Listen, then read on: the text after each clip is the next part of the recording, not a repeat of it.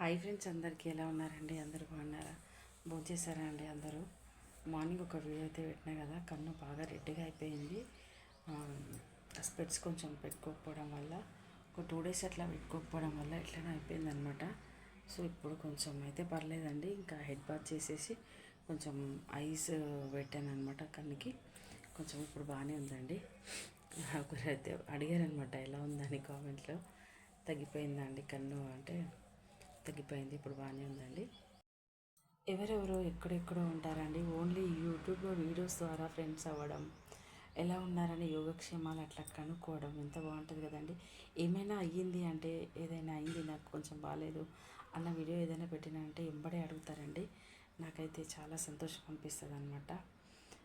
ఇలా యూట్యూబ్ ద్వారా నాకు ఒక మంచి మిత్రులు దొరికినందుకు అడిగిన వాళ్ళందరికీ థ్యాంక్ యూ సో మచ్ అండి. ఇప్పుడైతే హ్యాపీగా ఉన్నా, తగ్గిపోయింది, అంతా బాగున్నాను. ఇంకా ఇంకొకటి ఏంటంటే అండి, ఆన్లైన్లో ఫ్రెండ్స్ అనగానే ఏదో అనుకోవద్దండి. అందరూ ఒకలాగా ఎప్పుడూ ఉండరండి. మనం ఎట్లా ఉంటే ఎదుటి వాళ్ళు అట్లానే ఉంటారు. మనం కరెక్ట్గా ఉన్నప్పుడు ఎదుటి వాళ్ళు కూడా కరెక్ట్గా ఉంటారండి. అది ఒక సైడ్ నుంచి అని కాదు. ఏదో ఫ్రెండ్స్ అనగానే ఏదో ఊహించవద్దు ఎవరైనా కూడా.